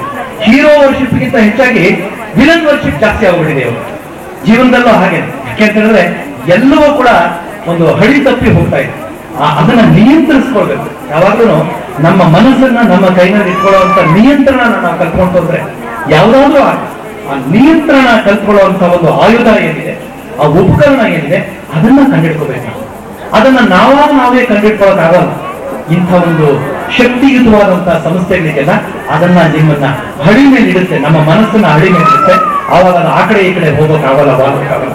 ಸರಿಯಾದ ಮಾರ್ಗದಲ್ಲಿ ನಾವು ಯಾತಕ್ಕೆ ಹುಟ್ಟಿದ್ದೀವಿ. ಯಾಕೆಂದ್ರೆ ನಾನು ದೂರವಾಣಿನಲ್ಲಿ ಮಾತಾಡ್ತಾ ಇರ್ಬೇಕಾದ್ರೆ ಒಬ್ಬ ವ್ಯಕ್ತಿ ಹತ್ರ ಮಾತಾಡ್ತಾ ಇದ್ದೆ. ಸುಮ್ಮನೆ ಅವ್ರ ತಮಾಷೆಗೆ ನಾನು ಶಿವರಾಮ್ ಮಾತಾಡೋದು ಅಂದೆ. ಯಾರು ಮಾತಾಡೋದು ಅಂತ ನನಗೆ ಅವಾಗ ತಕ್ಷಣ ಅಂತ, ಸ್ವಾಮಿ ನಾನು ಯಾರು ಅಂತ ಗೊತ್ತಾಗ್ಬಿಟ್ರೆ ನಿಮ್ಮ ಹತ್ರ ನಾನು ಮಾತಾಡೋದೇ ಇಲ್ಲ ಅಂತ. ನನಗೆ ಗೊತ್ತಿಲ್ಲದೆ, ನನ್ಗೆ ಅವಾಗಲೇ ಗೊತ್ತಾಗಿದೆ. ನಾನು ಯಾರು ಅಂತ ತಿಳ್ಕೊಂಡ್ಬಿಟ್ರೆ ನಿಮ್ಮ ಹತ್ರ ಮಾತಾಡಲ್ಲ, ಯಾರ ಹತ್ರ ಮಾತಾಡಲ್ಲ. ನಾನು ಯಾರು ಅಂತ ತಿಳ್ಕೊಳಕ್ಕೆ ನನ್ನ ಜೀವನ ಪೂರ್ತಿ ನಾನು ಒದ್ದಾಡ್ತಾ ಇದ್ದೀನಿ. ಅದಕ್ಕೆ ಯಾರು ಅಂತ ತಿಳ್ಕೊಳ್ಳುವಂತ ಒಂದು ತಿಳುವಳಿಕೆ ನೀಡುವಂತ ಒಂದು ಜೀವನ ಜ್ಯೋತಿ. ಯಾಕಂದ್ರೆ ನನಗೆ ಮೃತ್ಯುಂಜಯವರು ಹೇಳೋ ಒಂದು ಮಾತು ಹೇಳಿದ್ರು, ಎರಡೇ ಜ್ಯೋತಿ ನಮ್ಮ ಈಶ್ವರಿ ಸಂಸ್ಥೆಯಲ್ಲಿರೋದು ಅಂತ ಹೇಳಿದ್ರು. ಅದು ಎರಡು ಜಾತಿ ಅಲ್ಲ, ಒಂದೇ ಜಾತಿ ಅಂತ ನಾನು ಹೇಳ್ತೀನಿ. ಅದು ಮಾನವ ಜಾತಿ. ಆ ಮಾನವ ಜಾತಿಯ ಜ್ಯೋತಿಯ ಹಚ್ಚೋದನೆ ಈ ಈಶ್ವರಿ ಸಂಸ್ಥೆಯ ಮೂಲ ಉದ್ದೇಶ ಅಂತ ನನ್ನ. ಯಾಕೆಂದ್ರೆ ಶ್ರೇಷ್ಠ ರಾಷ್ಟ್ರಕವಿ ಕುವೆಂಪು ಅವರು ಹೇಳಿದ್ರು, ನಾವು ವಿಶ್ವ ಮಾನವನಾಗಬೇಕು, ಪ್ರಯತ್ನ ಪಡಿ ಎಲ್ರು ಅಂತ. ವಿಶ್ವ ಮಾನವನಾಗೋದಕ್ಕೆ ನೀವೆಲ್ಲರೂ ಸನ್ನದ್ಧರಾಗಬೇಕು, ಪ್ರಯತ್ನ ಪಡಿ ಅಂತ ಹೇಳಿದ್ರು. ಆ ವಿಶ್ವ ಮಾನವನಾಗುವಂತ ಒಂದು ಪ್ರಯತ್ನ ಈ ಸಂಸ್ಥೆ ಮಾಡ್ತಾ ಇದೆ. ಈ ಸಂಸ್ಥೆಯ ಮೂಲ ಉದ್ದೇಶಕ್ಕೆ ನಾವು ಅರ್ಥ ಮಾಡ್ಕೊಂತ ಅಂತ ಹೇಳಿದ್ರೆ ನಾವು ವಿಶ್ವ ಮಾನವನಾಗೋದು ಹೇಗೆ ಅನ್ನೋದು ನಮ್ಮ ಸಣ್ಣ ಬುದ್ಧಿಗೆ ತೋಚುತ್ತೆ. ಇದರೊಳಗೆ ಸಂಕೋಚವೇ ಇಲ್ಲ ಅಂತ ಹೇಳ್ಬಿಟ್ಟು ನಾನು ಈ ಸಭೆಯಲ್ಲಿ ಈ ಸಂದರ್ಭದಲ್ಲಿ ನನ್ನ ಅಲ್ಪ ಬುದ್ಧಿಗೆ ತೋಚಿದಂತದ್ದು ಮಾತಾಜಿ ನನ್ನ ಮಾತಿನಲ್ಲಿ ನುಡಿಸಿದಂತಹ ವಿಷಯನ ನಾನು ನಿಮ್ಮ ಮುಂದೆ ಹೇಳೋದು ಹೇಳ್ತಾ ಇದ್ದೀನಿ. ತಪ್ಪಿದ್ರೆ ಕ್ಷಮಿಸಿ, ಒಪ್ಪಿದ್ರೆ ಅದನ್ನ ಮನಸ್ಸು ಹಾಕೊಳ್ಳಿ ಅಂತ ಹೇಳಿ ನನ್ನ 2 ತೊಗಲು ನುಡಿಗಳಿಗೆ ಮುಕ್ತಾಯ ಹಾಕೋತೀನಿ. ರಾಜಸ್ಥಾನ್ ಮಾತಾಜಿದವರೇ, ಈ ಒಂದು ಶುಭ ಸಮಾರಂಭದಲ್ಲಿ ಮುಖ್ಯ ಅತಿಥಿಯಾಗಿ ಆಗಮಿಸಿರುವ ಸನ್ಮಾನ್ಯ ಶ್ರೀ ಜೆ.ವಿ. ಹೆಗಡೆ, ಜಿಲ್ಲಾ ಹೆಚ್ಚುವರಿ ನ್ಯಾಯಾಧೀಶರು ಕೂಡ, ನನ್ನ ಆತ್ಮೀಯ ಸ್ನೇಹಿತರಾದ ಮಾನ್ಯ ಶ್ರೀ ಶಿವರಾಮ್ ಚಲನಚಿತ್ರ ನಟ, ಈ ಒಂದು ಇಂಟರ್ನ್ಯಾಷನಲ್ ಕಾನ್ಫರೆನ್ಸ್ ಸೆಕ್ರೆಟರಿ ಅಬು ಪರ್ವತ ರಾಜಸ್ಥಾನ ಆಗಮಿಸಿರುವ ಸಹೋದರ ಬಿ.ಕೆ. ಮೃತ್ಯುಂಜಯ ಸ್ವಾಮಿ ಅವರೇ, ಪ್ರಹ್ಲಾದ್ ಅವರವರೇ, ಅನೇಕ ಗಣ್ಯ ವ್ಯಕ್ತಿಗಳೇ, ಅಕ್ಕ ತಂಗಿಯರೇ, ಅಣ್ಣ ತಮ್ಮಂದಿರು, ಈ ದಿವಸ ಈ ಒಂದು ಆಧ್ಯಾತ್ಮಿಕ ಒಂದು ಸಮಾರಂಭದಲ್ಲಿ ಭಾಗವಹಿಸಲು ತುಂಬಾ ಸಂತೋಷ ಉಂಟಾಗಿದೆ. ನನಗೆ ಪ್ರತ್ಯೇಕವಾಗಿ ಯಾಕೆ ಸಂತೋಷ ಉಂಟಾಗಿದೆ ಅಂದ್ರೆ, ಇಂತಹ ಒಂದು ಪವಿತ್ರವಾದ ಒಂದು ಸಮಾರಂಭ ಕೋಲಾರ ಜಿಲ್ಲೆಯಲ್ಲಿ ಮತ್ತು ಕೋಲಾರ ರಾಜಧಾನಿಯಲ್ಲಿ ನಡೀತಾ ಇರೋದು ನನಗೆ ಬಹಳ ಸಂತೋಷ ಉಂಟಾಗ್ತಾ ಇದೆ. ನಾನು ಈ ಜಿಲ್ಲೆಗೆ ಬಂದು ಈಗಾಗಲೇ 11 ತಿಂಗಳಾಯಿತು. ನಾನು ಅನೇಕ ಸಂಘಟನೆಗಳು, ಅನೇಕ ಸಮಾಜದ ಸಮಸ್ಯೆಗಳು, ಅನೇಕ ಜಾತಿ ಮತದವರ ಜನರಲ್ಲಿ ಸಂಪರ್ಕ ನಾನು ನೋಡಿದ್ದೇನೆ. ಮಾತಾಡಿ ಕೇಳಿದ ನಂತರ ನನಗೆ ಒಂದು ಭಾವನೆ ಬರ್ತಾ ಇತ್ತು, ಇಂತಹ ಒಂದು ಆಧ್ಯಾತ್ಮಿಕ, ಇಂತಹ ನಾನು ಯಾರು ಅಂತ ಎಲ್ಲ ಜಿಲ್ಲೆಯಲ್ಲಿ ಬಂದ್ರೆ ಇಂಥ ಜಿಲ್ಲೆಗಳಲ್ಲಿ ಜಿಲ್ಲಾಧಿಕಾರಿಗಳು ಬೇಕಾಗಿಲ್ಲ, ಸುಗಣ ಪೊಲೀಸು ಬೇಕಾಗಿಲ್ಲ, ಶಾಂತಿ ಇರ್ತದೆ ಜಿಲ್ಲೆಯಲ್ಲಿ ಅಂತ ಒಂದು ನಿಜವಾದ ಒಂದು ಭಾವನೆ ಬರ್ತಾ ಇದೆ. ಜನ ಹೇಳ್ಬೋದು, ಇವತ್ತು ಸಮಾಜದಲ್ಲಿ ಅನೇಕ ಸಮಸ್ಯೆ ಇದೆ, ಶೈಕ್ಷಣಿಕ ಸಮಸ್ಯೆ ಇದೆ, ಆರ್ಥಿಕ ಸಮಸ್ಯೆ ಇದೆ, ವಿವಿಧ ರಂಗಗಳಲ್ಲಿ ಅನೇಕ ಸಮಸ್ಯೆಗಳಿವೆ. ಅದಕ್ಕೆ ಪರಿಹಾರ ಕೇವಲ ಆಧ್ಯಾತ್ಮಿಕದಿಂದ ಸಾಲು ಹಾಗೆ ಆಗ್ತದೆ ಅಂತ ಈ ನಾನು ಹೇಳ್ತೇನೆ. ನಾವು ಮನುಷ್ಯರಾಗಿ, ಬುದ್ಧಿಜೀವಿಗಳಾಗಿ ದೇವರ ಹೆಸರಲ್ಲಿ ಒಳ್ಳೆ ಕೆಲಸ ಮಾಡತಕ್ಕಂತ ಹೆಚ್ಚು ಕೆಟ್ಟ ಕೆಲಸದೇ ನಾವು ಮಾಡ್ತೇವೆ. ಇವತ್ತು ನಾವು ಅರ್ಥ ಮಾಡ್ಕೋಬೇಕಾಗಿದೆ. ಈ ಒಂದು ಮಾತಾಡಿರೋ ಮಾತಾಡ್ತಾ ಎಲ್ಲ ಧರ್ಮನ ಒಂದೇ ಸಂದೇಶ ಏನು, ಇಡೀ ಪ್ರಪಂಚದ ಸೃಷ್ಟಿ ಮಾಡಿದ ದೇವರನ್ನೇ ಒಬ್ಬನೇ ಒಬ್ಬ, ದೇವರು ಪರಮಾತ್ಮ ಒಬ್ಬ ಇದ್ರೆ ಮಾನವತೆ ಯಾಕೆ ಒಬ್ಬ ಆಗೋದಿಲ್ಲ ಅಂತ ಒಂದು ಪ್ರಶ್ನೆ ಆಗಿದೆ. ಇವತ್ತು ನಾವು ನಂಬ್ತೀವಿ, ಸೃಷ್ಟಿ ಮಾಡಿರ್ತಕ್ಕಂಥ ನಿಮ್ಗೂ ನಮ್ಗೂ ಎಲ್ಲರೂ ದೇವರು ಒಬ್ಬ, ಆದ್ರೆ ನಾವು ಯಾಕೆ ವ್ಯತ್ಯಾಸ ಮಾಡ್ತೇವೆ? ಇದು ಯಾರು ಹುಟ್ಟಿಸಿದ್ರು? ನಮ್ಮಂತವ್ರು ವೆಸ್ಟೆಡ್ ಇಂಟ್ರೆಸ್ಟ್ ಇರೋವು, ನಮ್ಮಂತವ್ರು ಅಧಿಕಾರ ಇಂಟ್ರೆಸ್ಟ್ ಇರೋವು, ನಮ್ಮಂತವ್ರು ಅಧಿಕಾರ ಏನೋ ಒಂದು ವೆಲ್ತ್ಗಾಗಿ, ಒಂದು ಸ್ವಾರ್ಥಕ್ಕಾಗಿ ನಾವು ಸಮಾಜಕ್ಕೆ ನಾವು ಅನೇಕ ಯಾವ್ಯಾವುದೋ ಒಂದು ಕಾರಣಗಳಿಂದ ನಾವು ಭಿನ್ನಾಭಿಪ್ರಾಯ ತಂದು ನಾವು ಅದಕ್ಕೆ ಡಿವೈಡ್ ಮಾಡಿಬಿಟ್ಟಿದ್ದೀವಿ. ಇವತ್ತು ಇಂತಹ ಒಂದು ಸ್ಪಿರಿಚುವಲ್ ಆಧ್ಯಾತ್ಮಿಕ ಕಾರ್ಯಕ್ರಮ ನಡೀತಾ ಇದೆ. ಇಂತಹ ಒಂದು ಮಾತಾಡಿ ಕೇಳ್ತಾ ಇದ್ರೆ ನನಗೆ ಹೆಂಗಾಗ್ತಾ ಇತ್ತು ಈ ಸಂದರ್ಭದಲ್ಲಿ ಅಂದ್ರೆ, ಆಕಾಶದಿಂದ ಒಂದು ದೇವರ ರೆವಲ್ಯೂಷನ್ ಬರ್ತಾ ಇದೆ ಅಂತ ಒಂದು ಭಾವನೆ ಬರ್ತಾ ಇದೆ. ಇವತ್ತು ಅವಶ್ಯಕವಾಗಿದೆ. ಇವತ್ತೇನಾಗಿದೆ, ನಮ್ಮ ಶತ್ರು ಯಾರು? ನಮ್ಮ ಈ ಜೀವ, ನಮ್ಮ ಏನಿದೆ body, it is number 1 enemy of us. ನಮ್ಮ ಸೆಲ್ಫಿಶ್ನೆಸ್, ಸ್ವಾರ್ಥ, ನಾವು ಏನ್ ಅನ್ಕೊಂಡಿದ್ದೀವಿ, ಪ್ರಪಂಚದಲ್ಲಿ ಶಾಶ್ವತೆಗೆ ನಾವು ಬದುಕ್ತೀವಿ ಅಂತ ಒಂದು ಭಾವನೆ ನಮ್ಮಲ್ಲಿ ನಾವು ಮರ್ತು ಬಿಟ್ಟಿದ್ದೀವಿ.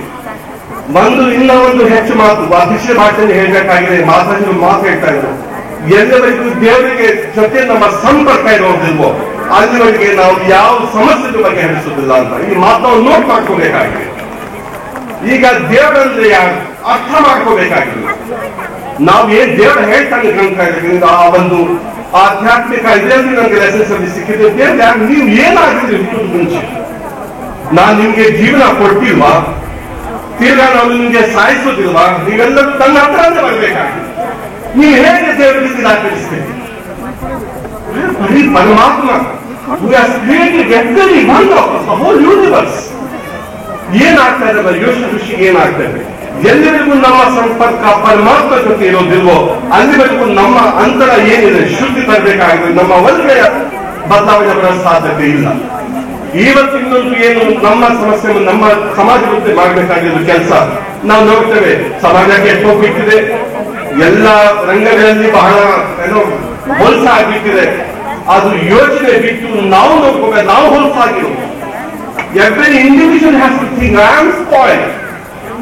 ನಾನು ಬೇರೆಯವ್ರ ಕೆಟ್ಟ ಹೋಗಿದ್ದಾರೆ ಅಂತ ಯೋಚನೆ ಮಾಡಿದ್ ಬಿಟ್ಟು ನಾವು ಯೋಚನೆ ಮಾಡಬೇಕಾಗಿದೆ. ನಾವು ಎಲ್ಲಿವರೆಗೂ ಒಳ್ಳೆಯವರಿದ್ದೀವಿ? 24 ಗಂಟೆ ಹೀಗಾಗಿ ಮೇಡಮ್ ಕೇಳ್ತಾ ಇದ್ದು ಮಾತಾಡಿ, ಪ್ರತಿದಿನ 24 ಗಂಟೆ 1 ಗಂಟೆ ದೇವ್ರ ಬಗ್ಗೆ ಜ್ಞಾನ ಇಲ್ವಾ? ಮೆಡಿಟೇಷನ್ ಮಾಡಕ್ಕೆ ಆಗೋದಿಲ್ಲ ಅಂತ ದೊಡ್ಡ ಪ್ರಶ್ನೆ. ಇದು ಎಷ್ಟು ಸುಲಭದ ಕೆಲಸ. ಮನಸ್ಸು ಬೇಕು. ನಮ್ಮ ಏನು ಬಾಡಿ ಸೆನ್ಸಸ್ ಇದೆ, ಕಂಟ್ರೋಲ್ ಅವರ್ ಸೆನ್ಸಸ್. ಇವತ್ತು ಒಂದು ಎನ್ವೈರನ್ಮೆಂಟ್ ಆಲ್ಸೋ ನಮ್ಮ ಒಂದು ದೊಡ್ಡ ಶತ್ರು ಆಗಿದೆ. ಒಳ್ಳೆಯವರು ಕೆಟ್ಟವರು ಆಗ್ಬಿಡ್ತಾ ಇದ್ದಾರೆ. ನಾವು ಇಂತಹ ಈ ಒಂದು ಪ್ರಪಂಚದಲ್ಲಿ ದೇವರು ಒಂದು ಅವಕಾಶ ನಮಗೆ ಕೊಟ್ಟಿದೆ, ಸೃಷ್ಟಿ ಮಾಡಿದ್ದಾನೆ. ಒಳ್ಳೆಯದು ಯಾವುದು, ಕೆಟ್ಟದ್ದು ಯಾವುದು, ಮಾರಲ್ ಯಾವುದು, ಇನ್ಮಾರಲ್ ಯಾವುದು, ಗುಡ್ ಥಾಟ್ಸ್ ಏನು, ಇವಿಲ್ ಥಾಟ್ಸ್ ಏನು, ಆ ಒಂದು ಯೋಚನೆ ಮಾಡ್ತಿದ್ದೇವೆ, ಶಕ್ತಿ ಕೊಟ್ಟಿದ್ದಾನೆ. ಆ ಶಕ್ತಿಯನ್ನು, ಆ ಒಂದು ಬುದ್ಧಿ ಜೀವಿಯನ್ನು ಇಂತಹ ನಾವು ರೀತಿಯಲ್ಲಿ ಸದುಪಯೋಗ ನಾವು ಮಾಡಿ ಇದರ ಅನುಭವವನ್ನ ಮಾಡ್ತಾನೆ ಇರಬಹುದು. ಯಾಕೆಂದ್ರೆ ಈಗಾಗಲೇ ನಾವು ಕೇಳಿದೀವಿ, ಪರಮಾತ್ಮನ ಜೊತೆಯಲ್ಲಿ ಸಂಬಂಧವನ್ನ ಬೆಳೆಸಬೇಕಾಗಿದೆ. ಆ ಪರಮಾತ್ಮನ ಜೊತೆಯಲ್ಲಿ ಸಂಬಂಧವನ್ನು ಬೆಳೆಸಲಿಕ್ಕೆ ನಮ್ಮ ಆದರಣೀಯ ದಾದೀಜಿಯವರು ಹೇಳಿದ್ರು, ಈ ಚರ್ಮವನ್ನ ಮೊದಲು ಮರಿಬೇಕಾಗಿದೆ. ಹಾಗೆ ಪ್ರಪ್ರಥಮವಾಗಿ ನಾನು ನಿಮ್ಮೆಲ್ಲರಲ್ಲಿ ನಿವೇದನೆ ಮಾಡ್ಕೊಳ್ಳೋದು ಏನಂತ ಹೇಳಿದ್ರೆ, ನಾವೆಲ್ಲರೂ ಸೇರಿ ಈ ಶರೀರವನ್ನ ಮೊದಲು ಮರೆಯೋಣ. ಸ್ವಲ್ಪ ಎಲ್ಲರೂ ತಮ್ಮನ್ನ ತಾವು ಸೀದಾ ಮಾಡ್ಕೊಂಡು ಕುಳಿತುಕೊಳ್ಳಿ. ಸ್ವಲ್ಪ ಚುಸ್ತಾಗಿರಿ, ಹುರುಪಿನಿಂದಿರಿ, ಮತ್ತೆ ಕಣ್ಣನ್ನು ತೆರೆದು ಕುಳಿತುಕೊಳ್ಳಿ. ಯಾಕೆಂದ್ರೆ ಈಗ ಬಹಳ ಸಮಯದಿಂದ ತಾವೆಲ್ಲರೂ ಕುಳಿತಿದ್ದೀರಿ, ಎಲ್ಲ ವಿಚಾರಗಳನ್ನ ಕೇಳಿ ಕೇಳಿ ತಮ್ಗೆಲ್ರಿಗೂ ಸಹ ಕೆಲವು ವಿಚಾರಗಳು ತುಂಬಾ ಇಡುಸು ಇದೆ. ಆದರೂ ಸಾಕಷ್ಟು ಸಮಯ ಕುಳಿತ ಮೇಲೆ ಈಗ ಯೋಗಾಭ್ಯಾಸ ಅಂದ್ರೆ ತಕ್ಷಣ ನಿದ್ರಾಲೋಕಕ್ಕೆ ಹೊರಟೋಗ್ಬಿಡ್ಬಹುದು. ಆದ್ರಿಂದ ದಯವಿಟ್ಟು ತಾವೆಲ್ಲರೂ ಕಣ್ಣನ್ನ ತೆರೆದು ಕುಳಿತುಕೊಳ್ಳಿ. ಮತ್ತೆ ಯಾವ ಪರಮಾತ್ಮ ನಿರಾಕಾರ ಜ್ಯೋತಿರ್ಬಿಂದು ಸ್ವರೂಪಿಯಾಗಿದ್ದಾರೆ, ಆ ಪರಮಾತ್ಮ ಜ್ಯೋತಿಯನ್ನ ನಿಮ್ಮ ಮುಂದೆ ಇಟ್ಟುಕೊಂಡು ನಾನು ಯಾವ ರೀತಿಯಲ್ಲಿ ಈಗ ಯೋಗ ಹೇಗೆ ಮಾಡಬೇಕು ಅನ್ನೋದರ ಬಗ್ಗೆ ಕಾಮೆಂಟ್ರಿಯನ್ನ ಕೇವಲ 1-2 ನಿಮಿಷದವರೆಗೆ ಹೇಳ್ತಾ ಹೋಗ್ತೀನಿ. ಅದೇ ರೀತಿಯಲ್ಲಿ ದಯವಿಟ್ಟು ತಾವೆಲ್ಲರೂ ಅನುಭವ ಮಾಡುವಂತಹ ಪ್ರಯತ್ನ ಮಾಡಿ.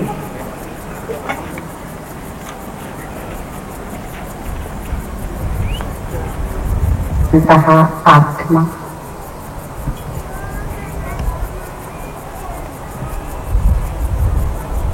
ಜ್ಯೋತಿರ್ಬಿಂದು ಸ್ವರೂಪಿ ನಕ್ಷತ್ರದಂತೆ ಭ್ರುಕುಟಿಯ ಮಧ್ಯದಲ್ಲಿ ಕುಳಿತಾ ಇರುವಂತಹ ಆತ್ಮ ನಾನು. ಈ ಶರೀರದಿಂದ ಭಿನ್ನನಾಗಿದ್ದೀನಿ.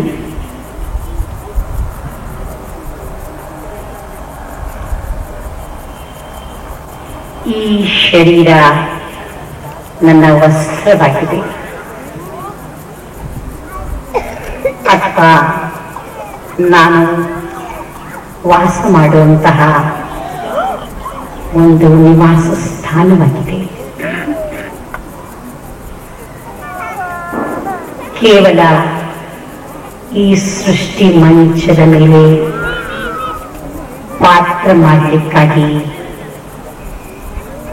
ಈ ಶರೀರವೆಂಬ ವೇಷವನ್ನು ಧರಿಸಿಕೊಂಡು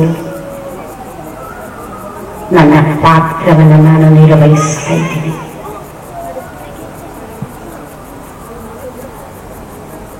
ಈ ದೇಹದ ಸಂಬಂಧಿಗಳು, ದೇಹಕ್ಕೆ ಸಂಬಂಧಪಟ್ಟಂತಹ ವಸ್ತು ಪದಾರ್ಥಗಳು, ಸೂರ್ಯ ಚಂದ್ರ ನಕ್ಷತ್ರಗಳಿಂದ ಆವರಿಸಿರುವಂತಹ ಈ ಭೂಮಂಡಲ, ಇದೆಲ್ಲದರಿಂದ ದೂರ, ಅತಿ ದೂರ ಸೂಕ್ಷ್ಮವತನ ಆಕಾರಲೋಕ, ಬ್ರಹ್ಮ ವಿಷ್ಣು ಶಂಕರರ ಸೂಕ್ಷ್ಮಲೋಕ, ಆ ಲೋಕಕ್ಕಿಂತಲೂ ಅತಿ ಮೇಲೆ ಪರಮಧಾಮ ಪರಲೋಕಕ್ಕೆ ನಾನು ಆತ್ಮ. ಮನಸ್ಸು ಮತ್ತು ಬುದ್ಧಿಯ ರೆಕ್ಕೆಗಳ ಮುಖಾಂತರ ಹಾರಿ ಹಾರಿ ಹೋಗ್ತಾ ಇದೆ.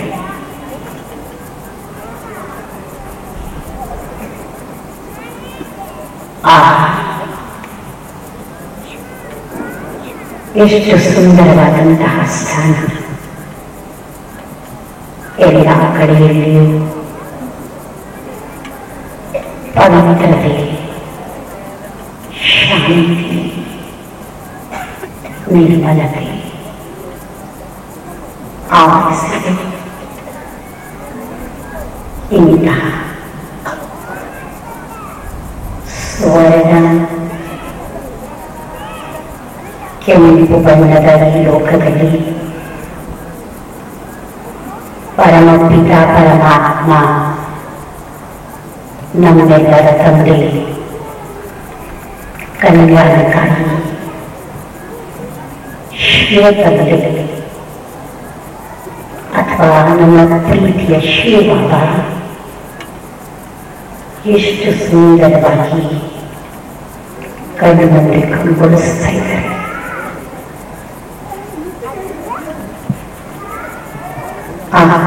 ನನ್ನ ಜೀವನಾತಿ ಧನ್ಯ.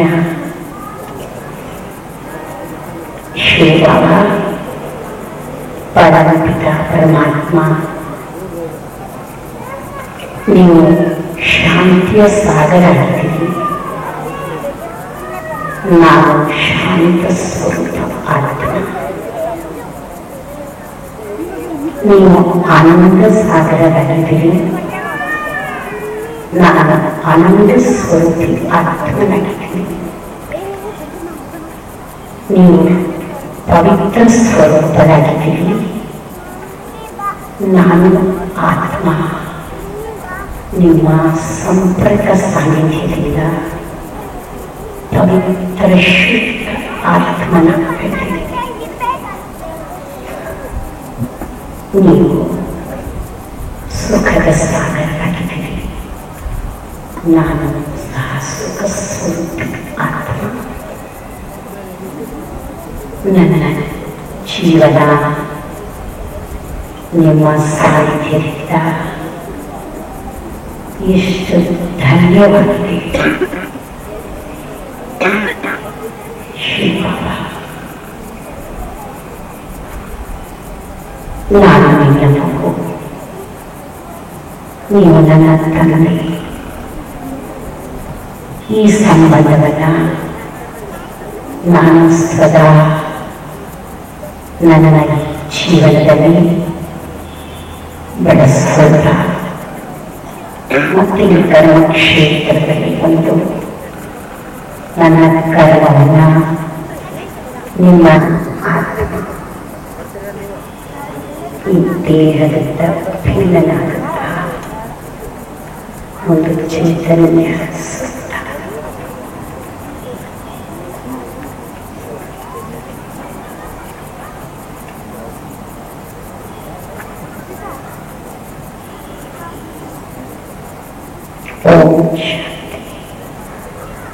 ಅವ್ರಿಗೆ ಈಗ ಸರ್ವಮಂಗಲಕ್ಕವರು ಬಂದಿರುವಂತ ಅದಕ್ಕೆ ಮೊದಲು ಹಾಗೂ ಚಂದ್ರಶೇಖರನ್ ಅವರು ಬಂದಿರುವಂತಹ ಅತಿಥಿಗಳಿಗೆ ಗಂಧದ ಹಾರದಿಂದ ಸನ್ಮಾನ ಮಾಡ್ತಾರೆ.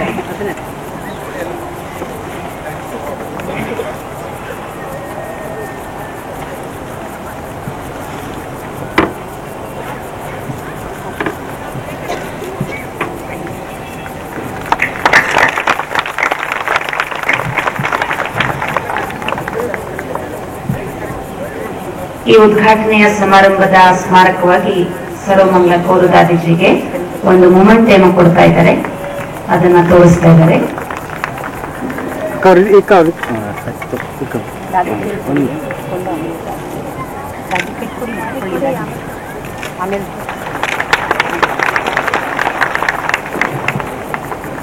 ಹಾಗೂ ದಾದೀಜಿಯವರು ಈಗ ಬಂದಿರುವಂತಹ ಅತಿಥಿಗಳಿಗೆ ಈಶ್ವರ್ಯ ಕಾಣಿಕೆಯನ್ನ ಕೊಡ್ತಾರೆ.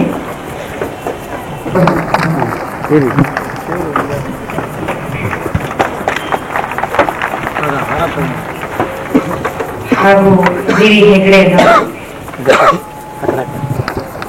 ಈಶ್ವರ್ಯ ಕಾಣಿಕೆಯನ್ನು ಸ್ವೀಕಾರ ಮಾಡ್ತಿದ್ದಾರೆ. ತದನಂತರ ಪ್ರಹ್ಲಾದ್ ಅಣ್ಣವರು ಸಂಪಾದಕರು, ಕೋಲಾರ ಜಿಲ್ಲೆ.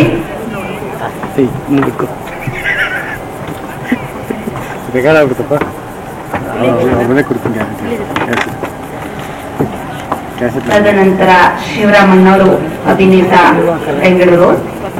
ಹಾಗೂ ನಾನು ಶ್ರೀ ಅಶ್ವಥಣ್ಣವ್ರಿಗೂ ವೇದಿಕೆ ಮೇಲೆ ಬರಬೇಕೆಂದು ಕೇಳ್ಕೊಳ್ತೇನೆ. ದಾದಿಯವರಿಂದ ಈಶ್ವರ್ಯ ಕಾಣಿಕೆಯನ್ನು ಮೊದಲು ಸ್ವೀಕಾರ ಮಾಡಬೇಕಾಗಿ. ಶಿವರಾಮಣ್ಣವರು, ಬೆಂಗಳೂರು.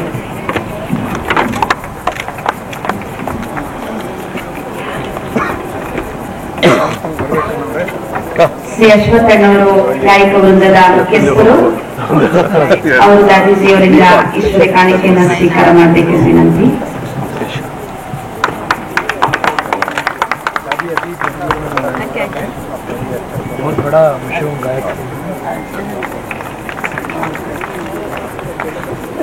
ಈಗ ಚಂದ್ರಶೇಖರನ್ ಅವರು ವಂದನಾರ್ಪಣೆ ಮಾಡ್ತಿರ್ತಾರೆ. ತಾವೆಲ್ಲರೂ ಸಹ ಯಾರು ಮಧ್ಯದಲ್ಲಿ ಶಬ್ದ ಮಾಡಿದ್ರೆ ತಮ್ಮ ತಮ್ಮ ಇವತ್ತಿನ ದಿವಸ ಪ್ರಜಾಪಿತ ಬ್ರಹ್ಮಪುರೀಶ್ವರಿ ವಿಶ್ವವಿದ್ಯಾಲಯದ ಏರ್ಪಡಿಸಿರ್ತಕ್ಕಂಥ ಈ ಒಂದು ಸೇವಾ ಕೇಂದ್ರದ ರಜತ ಮಹೋತ್ಸವ ಮತ್ತು ದೈವ ದಿವಸದ ಉದ್ಘಾಟನೆಗಾಗಿ ತುಂಬ ಎಷ್ಟೇ ಕೆಲಸಗಳಿದ್ದರೂ ಕೂಡ ನಾವು ಕಳೆದ ತಕ್ಷಣ ನಮಗೆ ಒಂದು ಭೇಟಿಯನ್ನು ಕೊಟ್ಟು ಈ ಒಂದು ಕಾರ್ಯಕ್ರಮದಲ್ಲಿ ನಮ್ಮ ಪೂಜ್ಯ ಮಾತಾಜಿಯವರ ಆದಂಥ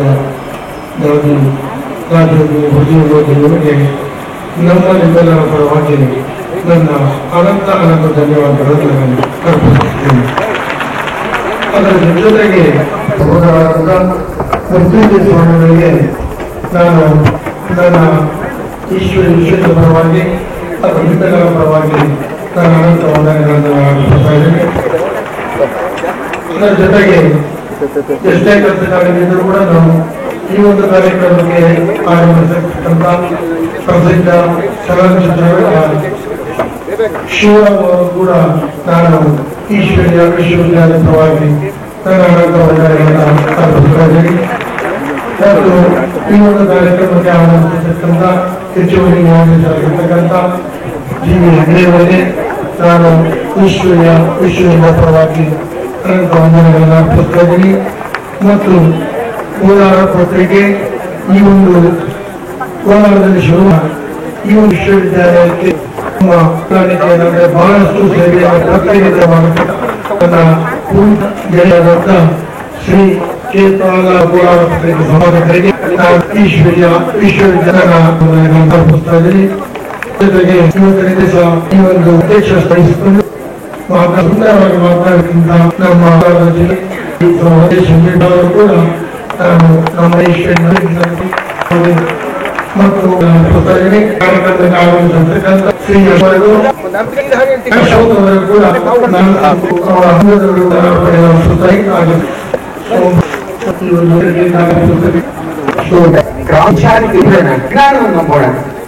ಒಂದು ಕರು ಕೊಟ್ಟು ಆಗಬೇಕು. ವರ್ಷದ ಕೆಳಗೆ ಒಂದು ಗಾಯಕ ಈ ಹೊಸವನ್ನು ಉಂಟಾರ ಮಾಡುವ ಅಂದ್ರೆ ಈ ಸಂಸ್ಥೆ ಎಲ್ಲ ಹೇಳ್ಬೇಕಾಗುತ್ತೆ. ಒಂದು ಮಾತಿನ ಕೋಟ ಏನಿಲ್ಲ ಈ ಹುಟ್ಟಿದ್ದ ಆಗಲು ಕೋಲಾರದ ಎಲ್ಲ ಕೊಡ್ತಾ ಈ ಗಾಯನದ ಒಂದು ಇದರಲ್ಲಿ ಈ ವೈದ್ಯಗಳನ್ನ ಇದು ಸಂಸ್ಥೆಯವರಿಗೆ ನಮ್ಮ ವಿಶ್ವ ಆತ ಇದನ್ನು ಬಹಳ ಆತ ಹೋಗಿ ಶಿವಪುರದಲ್ಲಿ ಕವಿ ಬಹಳ ಜನ ಕೇಳಿದ್ದಲ್ಲಿ ಅವನಿಗೆ ನನಗೂ ಮೆಚ್ಚುಗೆ, ನಾನೇ ಸಂದೇಶ ಮಾಡಿರೋದ್ರಲ್ಲಿ ನನಗೂ ಬೇಕಿದೆ. ಹಾಡ್ಬಿಟ್ಟು ನಾವು ಶುರು ಮಾಡಿ ಸಂಸ್ಥೆಗಾಗಿ ನನ್ನ ಒಂದು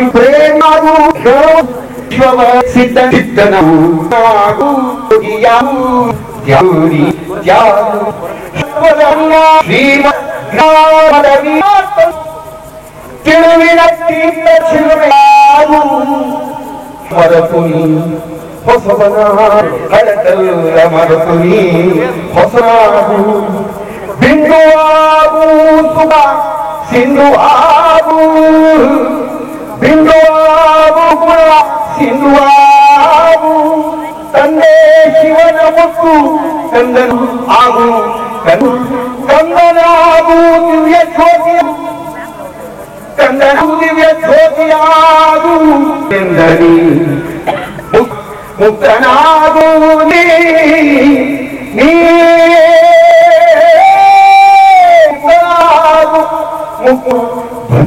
ದೇವಿಯ ಮಕ್ಕಳ ಮಣಿಯೇ